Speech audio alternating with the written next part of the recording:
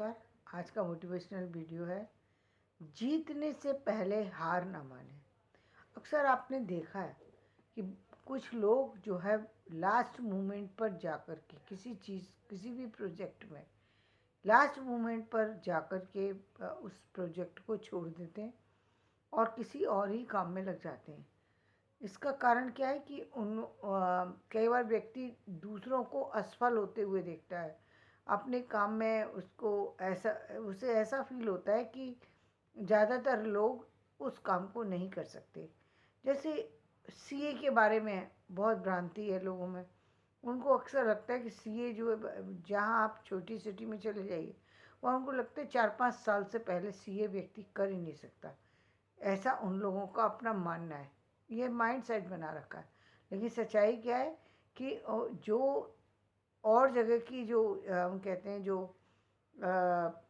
छोटी सिटी हैं, वहाँ पर जो है उतने अच्छे टीचर नहीं अवेलेबल हैं। दूसरी बात, स्टूडेंट भी उतने सिंसियर नहीं हैं जितने कि जो मेट्रो सिटी के बच्चे होते हैं। वो मेट्रो सिटी के बच्चे बहुत जो है बहुत साउंड होते हैं और स्टार्टिंग से ही बहुत अच्छी तरह से स्टडी कर रहे होते हैं, इसलिए उनको ज़्यादा दिक्कतें नहीं आती और वो आसानी से काम कर जाते हैं। वहीं आप देखते हैं कि सामान्य सिटी के जो बच्चे होते हैं, वहाँ उन लोगों को दिक्कतें होती हैं बहुत सारी, और वो दूसरे बच्चों को ये देखते हैं कि एक काम को करने में वो व्यक्ति को बहुत टाइम लगा, उसके बाद भी उसे सफलता नहीं मिली। कई बार ऐसा होता है कि पीएचडी करने के बाद भी लास्ट मोमेंट पे जाकर के पीएचडी की डिग्री नहीं हासिल हो पाती। अब कई बार जो है सिनॉप्सिस वापस लौट आती है। मेरे ही केस में ऐसा हुआ कि 2 बार ऐसी दिक्कत आई कि एक बार संस्कृत में करी, संस्कृत में किसी कारण से छोड़ना पड़ा जिनके अंडर में कर रही थी। दूसरा, कोई गाइड नहीं मिल पाया तो फिर वापस से छोड़ना पड़ा। वापस से फिर ट्राई किया।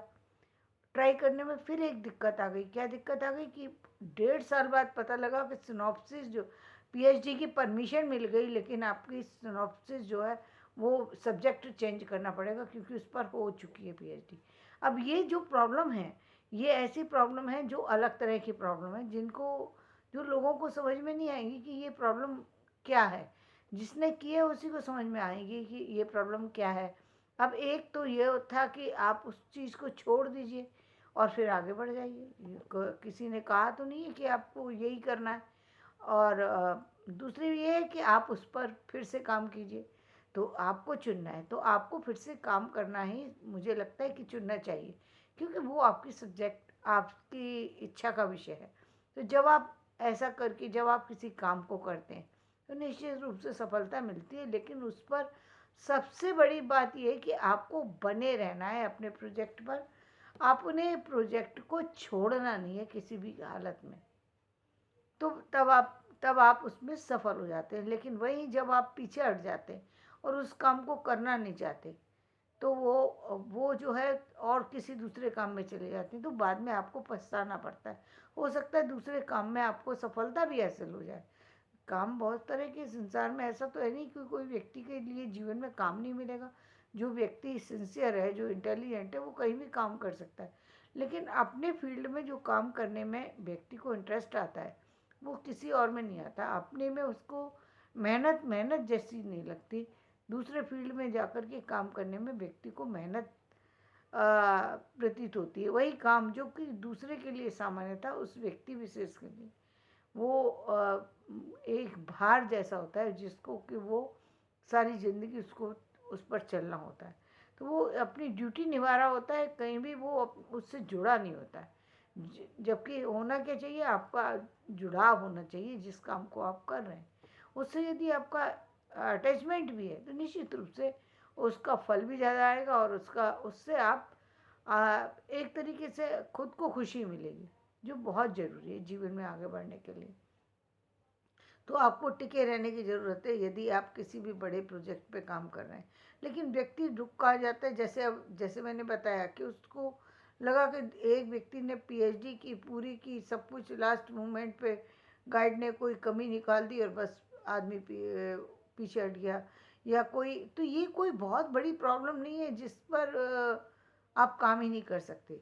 हाँ, प्रॉब्लम वो, जैसे कि मैंने बताया कि गाइड ही नहीं मिल पाए, तब ये बहुत बड़ी प्रॉब्लम है, तो आपको छोड़ना ही पड़ेगा यदि गाइड आपको नहीं मिल पा रहे।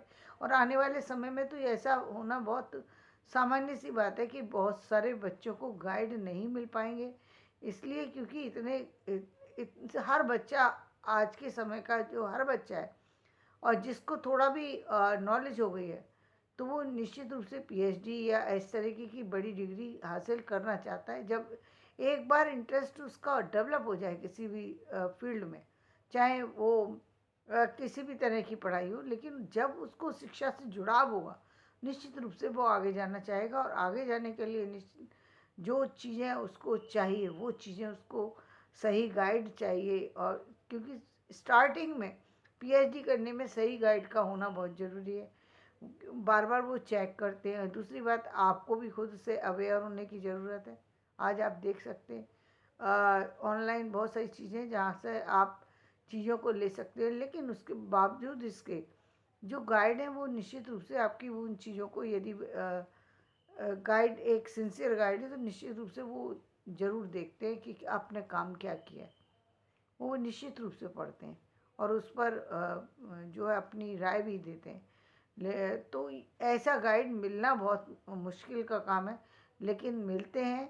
और यदि अच्छे गाइड मिल जाते हैं तो निश्चित रूप से बच्चे को जॉब मिलने में भी दिक्कत नहीं होती, आगे बढ़ने में दिक्कत नहीं होती, क्योंकि एक स्टूडेंट ने यदि काम कर लिया तो जीवन में सफलता उसको मिलनी ही है, इसमें दो राय नहीं है। क्योंकि आज तो बहुत सारे काम हैं।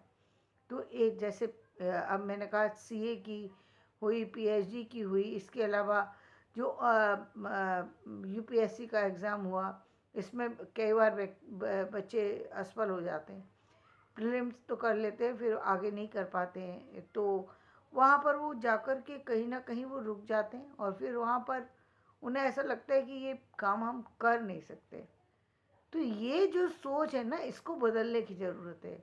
ऐसा नहीं कि आप काम कर नहीं सकते, समझने की बात ये है कि आप काम तो कर सकते हैं, लेकिन कहीं ना कहीं आपके मन में डर बैठा है कि कहीं ऐसा हमारे कई साल और पैसा दोनों बर्बाद ना हो जाए।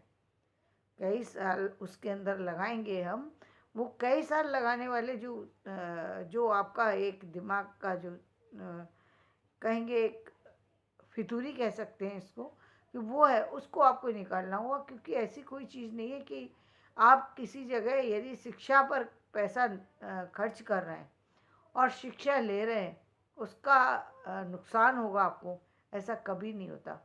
क्योंकि शिक्षा तो देने वाली है, लेने वाली नहीं है। शिक्षा से लाभ होना ही वाला है किसी भी तरीके से, चाहे आज हो या कल हो।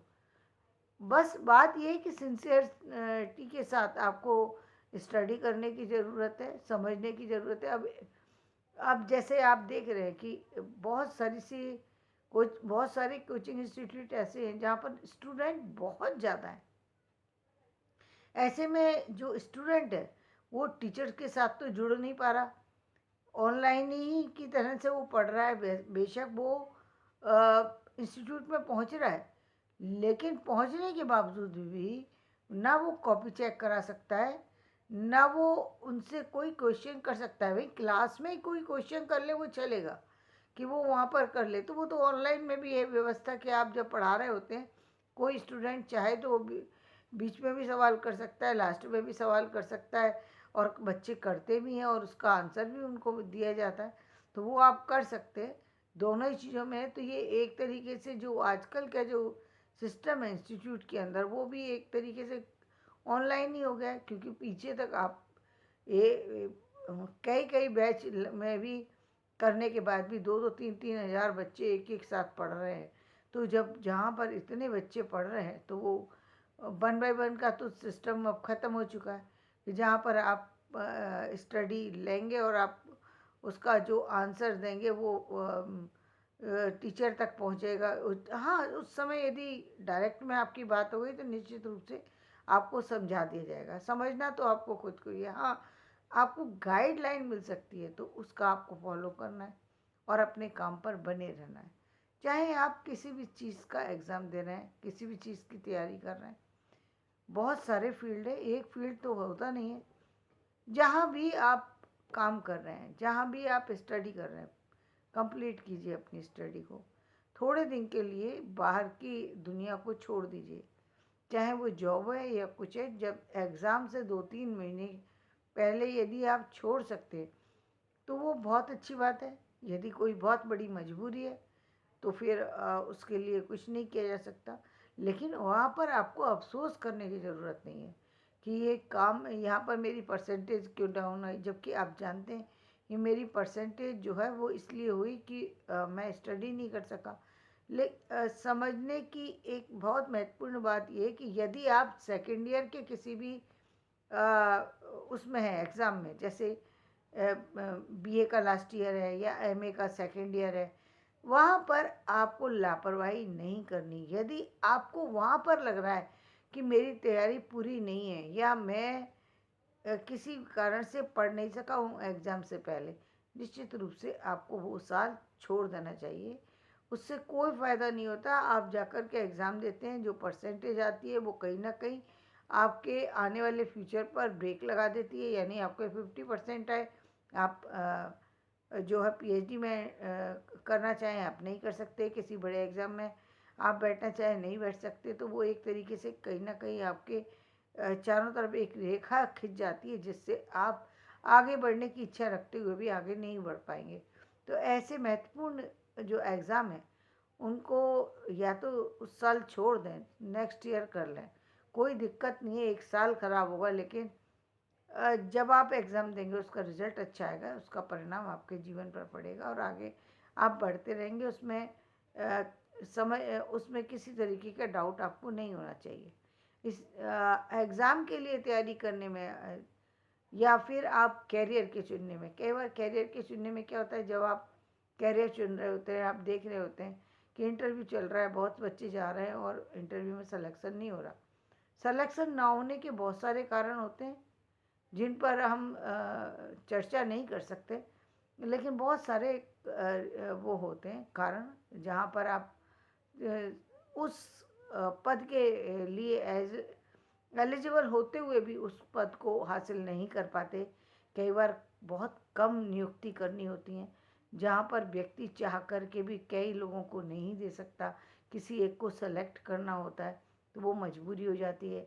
या किसी पर्टिकुलर जो कॉलेज है या वहाँ पर आपको एडमिशन नहीं मिल पा रहा, इस यहाँ पर हम आकर के फिर हम लक को कहने लग जाते हैं कि भाई यहाँ पर आकर के तो आपका लकी है कि सारे बच्चे सेलेक्ट हो गए, आप नहीं हो पाए। तो कोई निराश होने की ज़रूरत नहीं है। ऐसा कोई बहुत बड़ा कोई अजूबा नहीं हो गया दुनिया का कि जो आपने कम से कम कोशिश की, और यदि आपको लगता है आपके पास टाइम है तो आप नेक्स्ट एग्ज़ाम में बैठ सकते हैं, नेक्स्ट इंटरव्यू में बैठ सकते हैं।